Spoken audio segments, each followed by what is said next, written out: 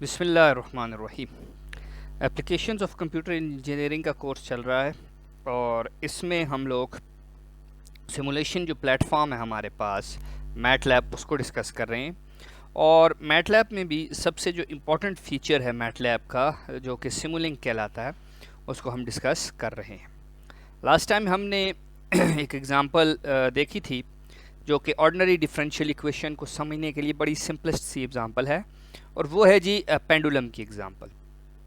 इसमें हमने simple pendulum की फोर्सेस को देख लिया था, कौन कौन सी फोर्सेस हैं, कौन कौन सी इस पे इसकी क्या कहते हैं ऑसिलेशन की मदद दे रही होती हैं और कौन कौन सी इसको अपोज कर रही होती हैं। इसके बाद हमने सेकंड लॉ ऑफ मोशन जो है अबाउट अ पिवट पॉइंट उसकी एक इक्वेशन निकाल के कुछ एजम्पशंस कर ली थी कि ये इसकी एजम्पशंस हैं, कुछ हमने वैल्यूज़ अपनी तरफ से डाल ली थी। अब इसके बाद एक मॉडल हमने देखा था जिसको इंडिविजुअल ब्लॉक मॉडल कहते हैं और उसको हमने सिमुलिंक में इम्प्लीमेंट करके भी देख लिया था और उस पर फिर मुख्तलिफ क्या कहते हैं हमने चीज़ें उस पर देख ली थी। आज जो अगला मॉडल है that is known as state space model. State space model और ये जो ब्लॉक मॉडल है इसमें फ़र्क ये है कि हमारे ब्लॉक मॉडल में सिंपली हम क्या करते हैं कि इक्वेशन को एज इट इज़ ले लेते हैं। ये जो इक्वेशन है आपके पास इस इक्वेशन को एज इट इज़ ले लेंगे और इस इक्वेशन में हम लोग अपनी तरफ से जिस तरह पिछली दफ़ा हमने ये डाल दिया था 10 और 1/5 ये डाल के हम जो है इसका ब्लॉक मॉडल बना लेंगे, या हम ये यूज़र से भी ले सकते हैं। यूज़र से कैसे लेते हैं ये पिछले लेक्चर्स में हमने डिस्कस किया हुआ है। सो ये यूज़र से वैल्यूज़ ले के भी हम इसको अपने उसमें प्लॉट कर सकते हैं, इसकी जो आउटपुट आती है उसको प्लॉट कर सकते हैं।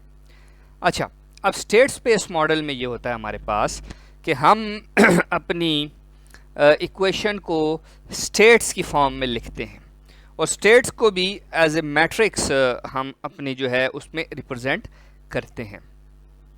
फॉर एग्ज़ाम्पल जिस तरह हमारे पास ये एक जो हमारी पिछली इक्वेशन है उसी को हमने ले लिया है और स्टेट स्पेस इक्वेशन के लिए हमने क्या कर दिया, ये जो x ऑफ t है बेसिकली सबसे पहले तो समझना ये है कि x ऑफ t क्या चीज़ है और x2 ऑफ t क्या चीज़ है। अच्छा जी, सो ये basically this is not theta 1 theta 2, ये थीटा और थीटा डॉट है। हम स्टेट स्पेस में ये करते हैं कि हम अपनी मुख्तलिफ वेरिएबल्स को हम क्या कर लेते हैं कि मुख्तलिफ वेरिएबल्स को हम लिख लेते हैं और उनको हम मैट्रिक्स की फॉर्म में लिखते हैं। फॉर एग्ज़ाम्पल जिस तरह हमारे पास ये जो टॉर्क है जो इनपुट है उसको हम u1 से लिख सकते हैं, u ऑफ t और या u1 इंटू मैट्रिक्स। सो इस तरह हम इसको लिख सकते हैं। और इसके अलावा जो हमारा थीटा है ये हम सपोज कर सकते हैं x1 के बराबर। अगर थीटा x1 के बराबर है तो x2 जो है उसको हम थीटा डॉट ले सकते हैं। तो इसका ये मतलब है कि जो अगर मैं x1 का डॉट लूँगा तो वो x2 के बराबर आ जाएगा। तो इस तरीके से हम ये सुपोजिशन स्टेट मॉडल में कर लेते हैं। मतलब ये कि थीटा को x1 के बराबर, थीटा डॉट को x2 के बराबर और t को हमने u के बराबर कर लिया। थीटा जो डबल डॉट है इसको x2 डॉट, क्योंकि x2 बेसिकली थीटा डॉट है, ठीक है। तो इसको मैं जब डबल डॉट करूंगा तो ये x2 डॉट हो जाएगा। सो सिंपली हम क्या करते हैं कि अपनी सुपोजिशन लेके हम डिफरेंट वैल्यूज़ को इसमें प्लग इन कर देते हैं। और उसके बाद जो हमारी ऊपर ओरिजिनल इक्वेशन है ये तो वैसे हमने ये जो इक्वेशन ली थी ये तो उससे ली थी अपनी क्या कहते हैं उसमें वो चीज़ें डाल के जो हमने सपोज की हुई थी। सो ओरिजिनल इक्वेशन जो हमारे पास है that is basically original equation हमारे पास पीछे थी वो ये है हमारे पास। So this is the original equation. So इस ओरिजिनल इक्वेशन में जो हमने अब चीज़ें डाली हैं उसको सिंपली हम डाल देंगे, जो हमने जो सपोज की हैं चीज़ें वो उसमें हम डाल देंगे और हम स्टेट स्पेस की इक्वेशन बना लेंगे। सो बस सिंपली देखें टी की जगह u1 डाल दिया, बाकी चीज़ें उसी इक्वेशन के हिसाब से। और इसी तरीके से इसकी जगह x1 डाल दिया, थीटा जहाँ पे था उधर x1 डाल दिया, जहाँ पे थीटा डॉट था वहाँ पे x2 डाल दिया। अब हमारे पास ये जो इक्वेशन है, आई मीन टू से ये जो इक्वेशन है, इसमें हम क्या करेंगे, दोनों तरफ डेरिवेटिव ले लेंगे। जब हम दोनों तरफ डेरिवेटिव लेंगे इसका, तो क्या हो जाएगा, ये जो x क्या कहते हैं हमारे पास था, this is basically not x2 dot, this is basically x2, बल्कि ये x2 डॉट है। लेट मी चेक कि इज़ इट x2 और x2 डॉट। सो ये इक्वेशन मुझे लिख लेनी चाहिए थी। So this is basically x2 double dot. So x2 double dot का ये मतलब हुआ x2 is a theta, so x2 dot है ये, ठीक हो गया ये। सो अब हमारे पास ये जब डिफरेंशियल, जब हम इसको डिफरेंशिएट करेंगे तो ये हमारे पास आ जाएगा। सो जब हमने लिया तो this is x of t, basically हम ये ले रहे हैं। सो x ऑफ t, और इस इक्वेशन को हम बेसिकली देख रहे हैं, ठीक है। सो दोनों तरफ जब हम इसको डिफरेंशिएट करेंगे तो d over d x is equal to x of t, तो ये x डॉट ऑफ t आ जाएगा। अब हमारे पास बेसिकली इसको हमने डिफरेंशिएट किया है, ये तो वैल्यूज उसमें पुट की हैं, ये हमने इसको दोनों तरफ डिफरेंशिएट किया है। सो हमारे पास इसके ऊपर तो x डॉट आ जाएगा, x1 डॉट x2 डॉट, जो कि x1 और x2 के भी डिफरेंशिएट करके x1 डॉट और x2 डॉट आ जाएगा। अब हमारे पास simply what is x1 dot, तो असल में x1 के ऊपर जब मैं डॉट करूं तो वो थीटा डॉट बन जाता है जो कि x2 है। सो इसमें तो सिंपली x2 आ जाएगा। और what is theta 2 dot, theta 2 dot is basically theta double dot. So theta double dot में हमारे पास जो कि x2 dot is basically theta double dot, और तो जो इसकी वैल्यू हमारे पास कहाँ से आ जाएगी, इसकी वैल्यू हमारे पास इस इक्वेशन से आ जाएगी। सो हमने ये सारी की सारी इक्वेशन यहाँ पे लिख ली। अब हम क्या कर सकते हैं, अब हम कुछ चीज़ें इसमें कॉमन ले सकते हैं, ठीक है। इसको डॉट ऑफ x लिख दिया, अब इसको ये लिख लिया। अब इसमें से हम x1 और x2 को जब कॉमन लिख लें तो ये वैल्यूज़ आ जाएंगी मेरे पास। सो x1 क्योंकि यहाँ पे x1 है नहीं, x2 मौजूद है, सो 0, सो 1 ऑफ x2, और इसके अलावा माइनस GL मेरे पास मौजूद है CML स्क्वायर। तो मैं इसको जब इसी चीज़ से मल्टीप्लाई करूँगा तो एग्जैक्ट ऊपर वाला मैट्रिक्स आएगा। सो इस मैट्रिक्स को मैं इस तरीके से लिख सकता हूँ।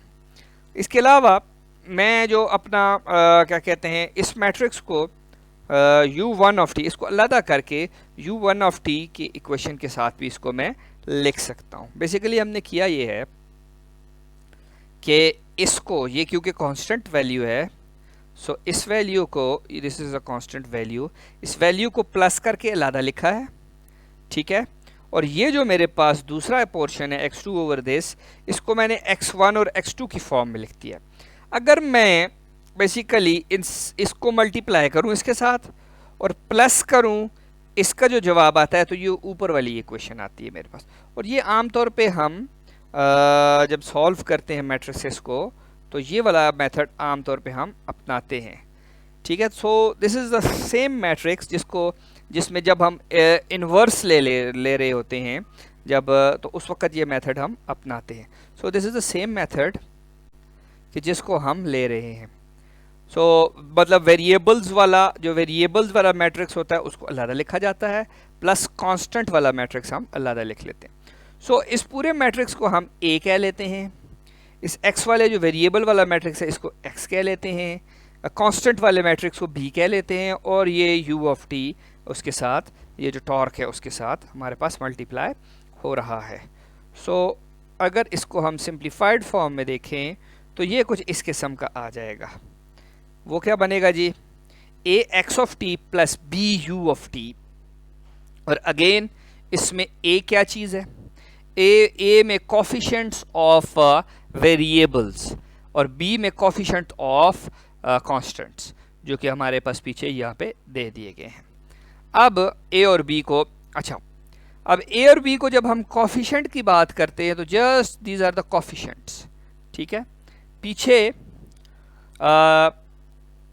ये जो हमारे पास हम आमतौर पे लेते हैं, तो ये जो चीज़ें हैं दीज आर द वेरिएबल्स, हाँ, सी जी, ये कांस्टेंट भी हो सकते हैं। बल्कि इसको हम अगर कांस्टेंट लें तो पीछे हम चले जाएं तो जी की वैल्यू हमने 10 ली थी, ठीक है। जी की वैल्यू को हम, मैं ज़रा इसको हाईलाइट कर लेता हूँ ताकि आपको थोड़ा सा वाज़ेह हो जाए। तो जी की वैल्यू 10 ली थी, एम 1 kg लिया था, सी को 0.2 ले लिया था और एल को 1 मीटर ले लिया था। सो इनको अगर हम इसमें ले लें तो these are the basically coefficients, ये कॉफिशेंट्स हमें दे रहे हैं। तो इसको अगर हम सॉल्व करें, लेट मी मैं आगे जा सकूं इसमें। अच्छा, सो इसमें अगर हम इसको सॉल्व करें तो मेरे पास क्या आएगा, ओके। सो इसको मैं सॉल्व करें तो ज़ीरो, बेसिकली ये करना चाह रहा हूँ कि जी की जगह मैंने 10 डाल दिया, एल इज़ 1, सो -10 आ जाएगा ये, ठीक है। दिस इज़ -10, ये ऑलरेडी मैंने, सी मेरे पास क्या था, 0.2 था, सो 0.2 डाल दिया सी की जगह। So this will be 0.2 is basically 1/5, -1/5, तो -1/5। तो कॉफिशेंट ऑफ ए को मैंने यहाँ पे लिख लिया। बी में आपके पास ऊपर था ही ज़ीरो और लेंथ 1 मीटर, ये 1 है, ऑलरेडी 1 है, सो इसको 0 और 1 लिख दिया। अब ये मेरे पास इनपुट की इक्वेशन है।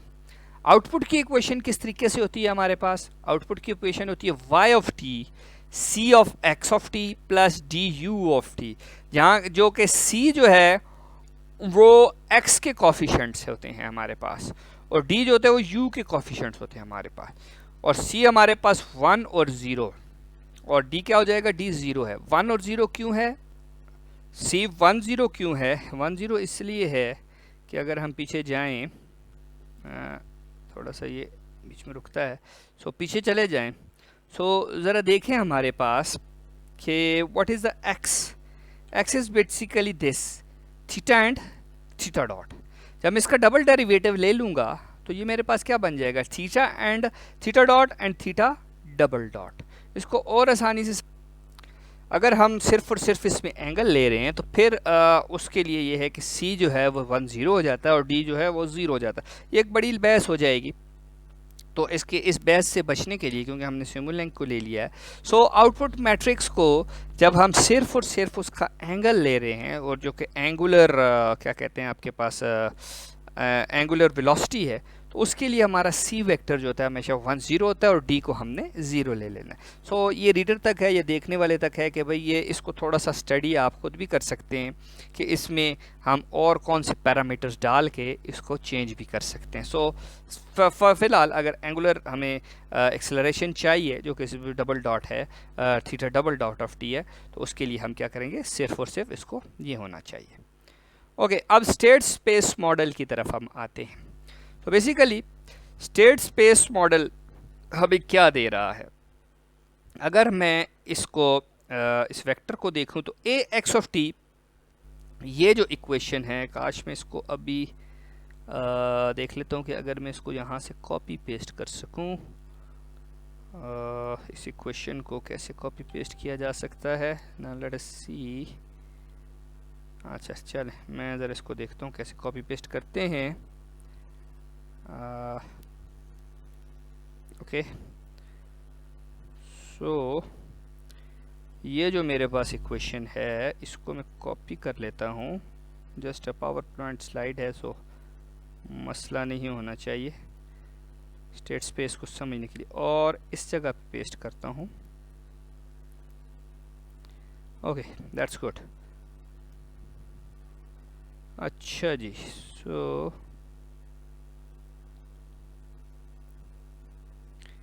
ओके, ये कॉपी पेस्ट हो गया। अब मैं इसको ज़रा मैक्सिमाइज कर लेता हूँ ताकि, ओके, सो ये मैक्सिमाइज हो गया। सो इसको मैं इसको समझाने के लिए यहाँ पे इसको मॉडल को लेके आ गया हूँ।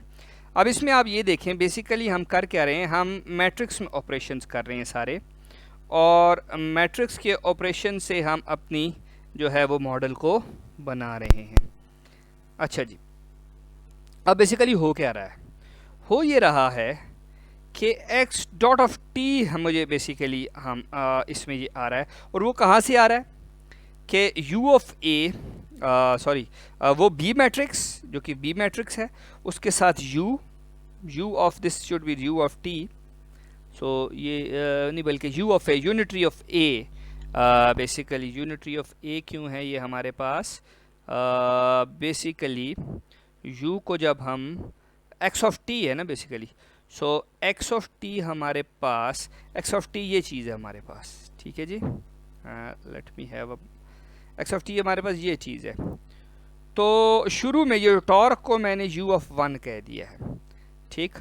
सो मेरे पास बेसिकली जो मल्टीप्लाई हो रहा है मेरे उसके साथ ए मल्टीप्लाई हो रहा है, basically U A is basically a matrix जो कि मेरे पास इनपुट पे मल्टीप्लाई हो रहा है। सो इट शुड बी, मेरे ख्याल it should be u of t, not it should be u of t, बहरहाल ये u ऑफ t है जी, u ऑफ a नहीं है, ये u ऑफ t इनपुट है, टॉर्क है, इनपुट टॉर्क है।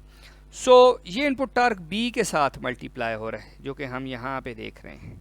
सो this is basically not u of a, this is u of t।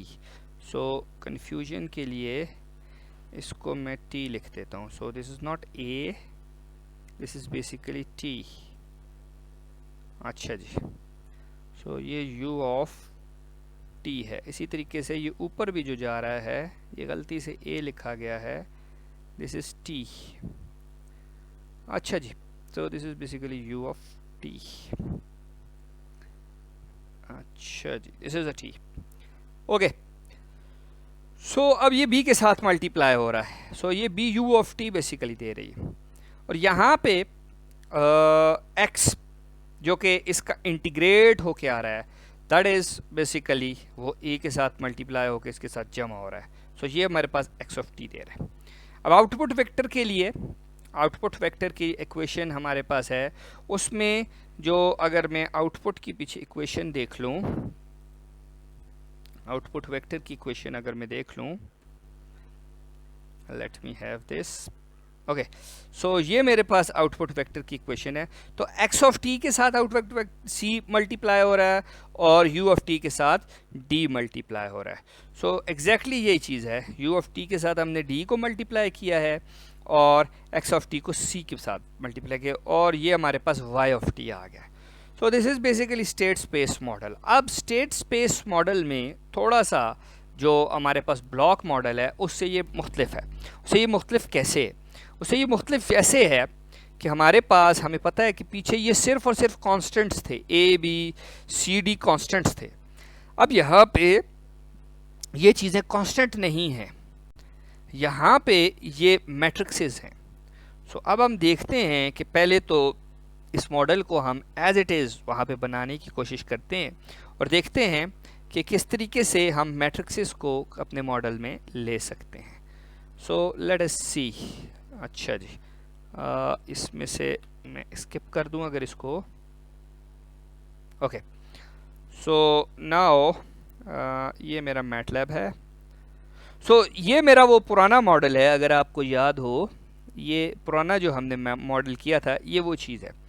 अब मैं इसी के साथ नीचे अगर मुझे जगह मिले तो मैं नीचे नया मॉडल बनाऊंगा। ओके, सो इस नए मॉडल के लिए, this is basically the model, मुझे एक इंटीग्रेटर चाहिए। सो मैं चला जाता हूँ यहाँ पे, ओके। सो इंटीग्रेटर यहाँ मेरे पास मौजूद था, सो जस्ट मैं कॉपी पेस्ट कर लेता हूँ सर्च से बचने के लिए। सो आई नीड इंटीग्रेटर हेयर, इसको मैं यहाँ ले आता हूँ। आई डोंट नो अगर मैं इसमें नीचे जा सकता हूँ, उसको थोड़ा सा बड़ा कर लेता हूँ। This is an integrator. Integrator के साथ मुझे और क्या चाहिए, एक समर चाहिए, सम। सो दिस इज़ बेसिकली ये सम। ऊपर से कॉपी पेस्ट कर रहा हूँ ताकि टाइम बच सके। सो आप इसमें सर्च भी कर सकते हैं, और ज़रा round you can have a circle, इस तरह का भी हो सकता है, राउंड भी आप ले सकते हैं। और बेसिकली चलें इसको इसी तरह ही रहने देते हैं, राउंड। अच्छा, इसमें आपके पास कितनी इनपुट्स हैं, 2 को सिर्फ कर रहा है। सो जस्ट मैं, और दोनों प्लस हो रहे हैं। सो सम को मैं डबल क्लिक करूँगा और ये दोनों प्लस आ रहे हैं मेरे पास। ठीक हो गया। ओके, अप्लाई कर दिया, ओके कर दिया। सो दिस इज़ द समर। इसको अगर मैं गोल शेप दे दूँ, कहाँ से, इसको डबल क्लिक करेंगे, रेक्टेंगुलर के बजाय सर्कुलर ही कर देते हैं, राउंड कर देते हैं, ताकि ये हमारे ज़रा प्रपोज्ड मॉडल के साथ। ओके, सो ये इसको आप अपने हिसाब से इस तरह जो भी करना चाहें कर सकते हैं। ये काफ़ी बड़ा नज़र आ रहा है तो थोड़ा सा छोटा कर लिया। ओके, अच्छा जी, अब और क्या चीज़ चाहिए मुझे? गेन्स चाहिए। सो बेसिकली मैं यहाँ से शुरू कर देता हूँ। सो गेन चाहिए मुझे यहाँ पे। इनपुट इम्पल्स तो ज़ाहिर है टॉर्क जो है हमारे पास वो तो ज़ाहिर है इनपुट वही होगी, सेम हम रख लेते हैं, बल्कि इसको भी रखने की ज़रूरत नहीं, यहाँ ही से खींच लेंगे। सो इसको मैं निकाल देता हूँ ताकि ये सेम टॉर्क दे सकूँ मैं इसको। अच्छा जी, और क्या चाहिए? गेन चाहिए। सो जस्ट गेन को भी यहाँ से ही कॉपी पेस्ट कर लेते हैं और फ्लिप कर लेंगे in order to save over time. So इसको फ्लिप कर लेते हैं, फ्लिप ब्लॉक। सो फ्लिप हो गया। अच्छा जी, ओके, सो मैं जस्ट इसको यहाँ लगा लेता हूँ और यहाँ से इसको इनपुट दे देते हैं। ओके, सो अब ये क्या है? बेसिकली ये मेरे पास अब एक क्या कहते हैं कि एक वो नहीं है, कांस्टेंट नहीं है, जबकि ये एक मैट्रिक्स है। सो इसको मैं एज अ मैट्रिक्स डिफाइन करूँगा। और मैट्रिक्स किस तरीके से डिफाइन करूँगा? बेसिकली ये मेरे पास बी मैट्रिक्स है और बी मैट्रिक्स मेरे पास कैसे डिफाइन है? 0 1 की फॉर्म में डिफाइन है। और B matrix basically column matrix है, ये याद रहे। ये जो बी मैट्रिक्स है this is a column matrix. So column matrix को डिफाइन करने का हमारे पास जो तरीका है, सो दिस इज़ बेसिकली 0 और कॉलम्स में ये, इसको जब हम लिखते हैं तो ये this is a column matrix, ठीक है। और इसकी जो सैम्पलिंग है वो मैं u मल्टीप्लाई बाय k, ठीक है, कांस्टेंट के साथ इस तरीके से मल्टीप्लाई करें, मतलब ये कांस्टेंट के साथ u मल्टीप्लाई बाय k के तरीके से हो रहा है। तो इसकी मल्टीप्लिकेशन की मुख्तलिफ ऑप्शन हैं आपके पास, एलिमेंट वाइज भी हो सकती है। सो मैं मैट्रिक्स वाइज करना चाहूँगा और मैट्रिक्स में भी आप देखें u एक वेक्टर है तो वेक्टर मैट्रिक्स के साथ मल्टीप्लाई करें। सो इस तरीके से मैं इसको रख लूँगा। अच्छा जी, अब मॉडल में आगे मेरे पास तो सो इसको मैंने ये बना लिया, ये आपको शायद नज़र आए। तो थोड़ा सा और बड़ा करेंगे तो ये देखें इसकी वैल्यूज़ भी नज़र आएंगी। अच्छा जी, सो अब मॉडल में आगे जाते हैं। इसको बेसिकली टॉर्क मिल के ये सीधा इसमें फिट हो रहा है। सो जस्ट हम थोड़ा सा इसको ऊपर कर लेते हैं और इसको इसमें फिट कर लेते हैं। सो जस्ट इसमें फिट आ गया। अच्छा जी, अब क्या हो रहा है? ये मेरे पास इसके साथ आया हुआ है। जस्ट मैं ब्लॉक्स को जोड़ता हूँ, बल्कि इस तरह कर लेते हैं कि गेन्स को कितने गेंस चाहिए वो सारे मैं इकट्ठे ही कॉपी कर लेता हूँ। सो मुझे गेंस चाहिए कितने चाहिए जी? 2 हो गए, 3 4, 2 और गेंस चाहिए। सो मैं इसको इकट्ठे ही कर लेता हूँ और फिर जहाँ जहाँ वो है उधर मैं लगाता जाता हूँ। सो 2, सो ये कितने गेंस आ गए जी? 4 गेंस। सो मुझे कितने चाहिए? 1 2 3 4 गेंस। सो 4 गेंस मेरे पास पूरे आ गए। सो जल्दी से अब मैं इनको लगाता हूँ। सो इंटीग्रेटर के फ़ौरन बाद गेन है, इसको मैं फ्लिप कर लेता हूँ, फ्लिप एंड रोटेट। सो ये इसके फ़ौरन बाद है, ठीक। अच्छा, ये कौन सा गेन है? अब ये आपके पास C है और C बेसिकली क्या चीज़ है आपके पास? C is basically 1 0। तो ये मैट्रिक्स है C का। सो आपने ये डिफाइन करना है यहाँ पे भी। सो C इज़ बेसिकली, इसको मैं थोड़ा सा यहाँ ले आता हूँ ताकि नज़र आए आपको भी। So C is equals to 1 0। Let me check it again. Yes, it's 1 0 1 और 0 रो मैट्रिक्स, ठीक है। ये पिछला कॉलम मैट्रिक्स था और इसकी भी जो मल्टीप्लिकेशन है वो u मल्टीप्लाई बाय, पिछली हमने k मल्टीप्लाई बाय u की थी, u मल्टीप्लाई बाय k, सो इसको भी u मल्टीप्लाई बाय k कर लेंगे। ओके, सो ये दूसरा हो गया। इसको थोड़ा सा बड़ा करेंगे तो इसकी वैल्यूज़ भी नज़र आएंगी। अच्छा जी, अब तीसरा क्या है? तीसरा मेरे पास ए मैट्रिक्स, हाँ सॉरी, ए मैट्रिक्स ज़रा अहम है। सो ए मैट्रिक्स को भी मैं यहाँ पे इधर से गेन लेके ए मैट्रिक्स को यहाँ लिख लेता हूँ। थोड़ा सा नीचे चले जाते हैं। अच्छा, सो दिस इज़ ए मैट्रिक्स। अब ए मैट्रिक्स को जब मैं डिफ़ाइन करूँगा तो यहाँ पे देख लेते हैं कि ए मैट्रिक्स कैसे डिफ़ाइन है। हाँ, सो ए मैट्रिक्स जो है ये स्क्वायर प्रॉपर आपके पास एक स्क्वायर किस्म का मैट्रिक्स है। सो इसमें रोज़ और कॉलम्स दोनों हैं। सो इस दोनों का ख्याल रखना है।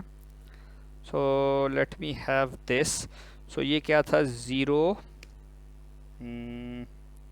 इसको बड़ा केयरफुली देखना है। 0 1, 0 1 एक रो में और फिर नीचे वाली रो में। सो दिस इज 0 1 और फिर अगली वाली रो में क्या है? नेक्स्ट रो आ गई है आपके पास -10 और -1/5। सो -10 -1/5। सो आपने इसको यूं कर लिया। ओके, सो अप्लाई कर लिया हमने और इसको भी अप्लाई करके ओके कर लिया। सो जब चेक करते हैं कि हमारा मैट्रिक्स ठीक बना है कि नहीं बना, ज़रा सा इसको बड़ा कर लेते हैं। लेट मी, अच्छा जी, इट्स नॉट शोइंग। अच्छा, ये इस किस्म का हमें बता रहे। चलें, ओके, तो अब हम इसको इसके साथ जोड़ लेते हैं। इंटीग्रेटर के बाद जोड़ के इसको, ये जुड़ा नहीं सही, आई डोंट नो व्हाई। ये इसके साथ जुड़ गया, ये क्यों नहीं जुड़ा? इसको मैं दोबारा जोड़ लेता हूँ। सो let me have this. Okay, ये अब सही जुड़ गया। ओके जी, अब अगली क्या चीज़ रह गई? अब आगे जो चीज़ रह गई है वो डी मैट्रिक्स है। सो डी मैट्रिक्स को ऊपर लगाया हुआ है। Let us see what is a D matrix. इसको यहाँ पे बेसिकली लगाया है। इसको भी रोटेट एंड फ्लिप करके फ्लिप लॉक करेंगे। और ये डी मैट्रिक्स बेसिकली है क्या? So D matrix is only simple zero, एक एलिमेंट का मैट्रिक्स है। सो हम इसको सिंपल इस तरीके से ज़ीरो लिख लेंगे और इसको भी ये कर लेंगे। सो ओके, सो अब आगे हमारे पास मॉडल में क्या चीज़ रह गई? एक और समर लगा है सी ऑफ एक्स के साथ, मतलब ये सी के साथ जो हो रहा है, तो ये दो आपस में आ रहे हैं। सो एक और समर यहाँ से कॉपी कर लेते हैं। So copy paste. So C of x ये आ गया। इसको थोड़ा सा मैं चेंज कर लेता हूँ कि ये ऊपर नीचे आ सके। ओके, सो ये अब ऊपर नीचे हाफ में आएगा।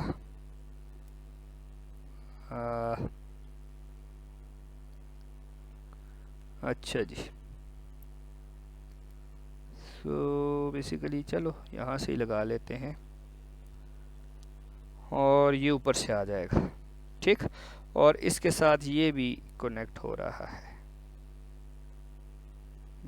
यू ऑफ के साथ हो रहा था, सॉरी टॉर्क इसमें जा रहा है। सो टॉर्क वाली यहाँ से ये कनेक्ट हो रहा है। अच्छा जी, सो ये बेसिकली y ऑफ t दे रहा है। सो इसको हम स्कोप में देख लेते हैं। नाउ लेट अस सी कि ये क्या आता है।